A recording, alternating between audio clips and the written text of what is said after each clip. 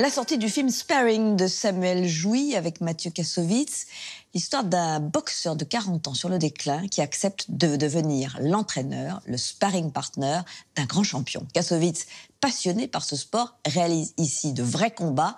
C'est pas la première fois que le cinéma s'empare de l'univers de la boxe. Matteo Caranta nous explique pourquoi. Tu vas faire son sparring. C'est quoi sparring? Sparring, ma chérie, c'est quand un champion comme Tarek engage des boxeurs comme ton père pour leur péter la gueule pendant un mois, tu vois? Bien. La boxe d'en bas, c'est ce que raconte Sparring, où Mathieu Kassovitz incarne un vieux boxeur plutôt loser, Steve Landry, qui lutte pour s'en sortir et accepte de servir de punching ball à un grand champion, Tarek Mbarek. Un moyen d'aborder une classe de boxeurs peu connue du cinéma pour le réalisateur Samuel Jouy, qui signe son premier film. Hey, Steve, allez, lève-toi là. Il va se chauffer, il va se chauffer. Il va se chauffer. Ce qui m'intéressait, c'était l'opposition entre quelqu'un qui a un don, qui est touché par la grâce, et un laborieux. Steve, c'est le laborieux, le mec qui n'a jamais eu de don, qui n'a aucune qualité physique particulière.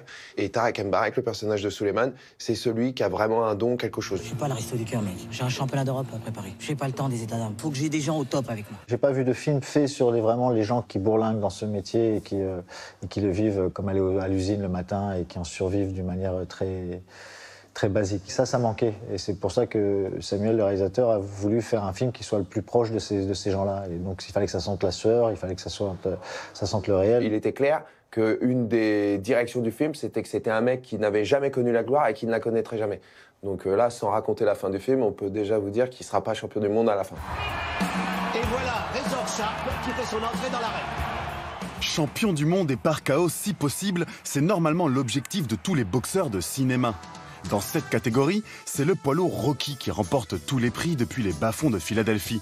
Mais Sylvester Stallone partage le podium avec beaucoup de grands réalisateurs et d'acteurs, comme Charlie Chaplin ou Martin Scorsese, en passant par Clint Eastwood, Christian Bale ou Jake Gyllenhaal, qui font tous des pieds et des poings pour avoir l'air crédible avec un nez cassé. Nous sommes montés sur le ring avec le spécialiste du cinéma d'action Olivier Delcroix pour comprendre ce qui fait la boxe au cinéma, en commençant bien sûr par les boxeurs.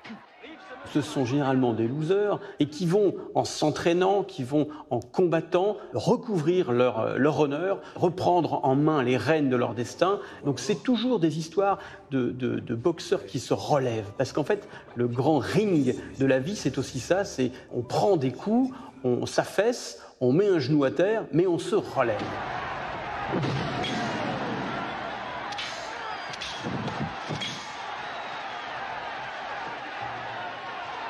Martin Scorsese, dans les années 80, quand il s'empare de la biographie de Jack LaMotta, il va travailler avec Paul Schrader et ils vont plutôt s'intéresser aux failles. On est sur un boxeur qui s'emporte, qui est survolté, qui est impétueux.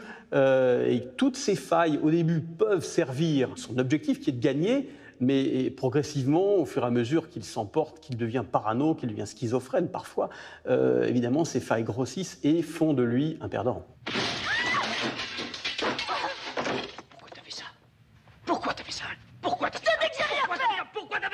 Et s'ils ne sont pas toujours fréquentables, les boxeurs font pourtant bon ménage avec le cinéma, avec lequel ils ont des liens de parenté.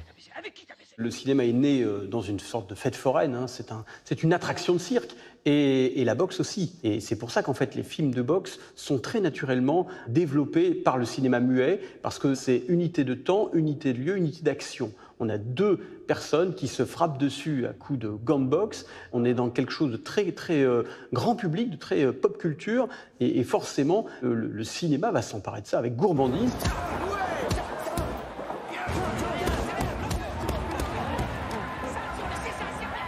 Si vous arrivez à raconter une histoire avec différentes caméras, avec différents cadrages, vous êtes le roi du monde. Il faut trouver des plans, des contre-plans, des chants, des contre-chants.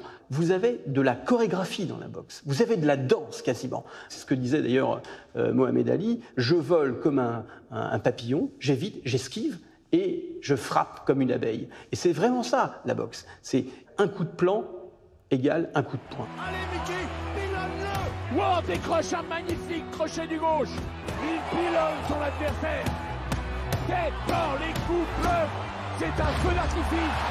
Le film de boxe, par excellence, c'est le lieu où on peut s'affirmer, où on peut gagner ses lettres de noblesse. D'ailleurs, la boxe s'appelle aussi le noble art. Ce n'est pas pour rien. Effectivement, c'est pour ça que ce sont des films sociaux. Parce que c'est avec ses points et rien d'autre, avec sa détermination, son intelligence, son instinct et la violence animale qu'on a en nous, que l'on peut monter d'un cran et devenir une idole populaire. C'est ce que montre Rocky, c'est ce que montre Raging Bull, c'est ce que montrent tous les films de boxe. Et le gong retentit.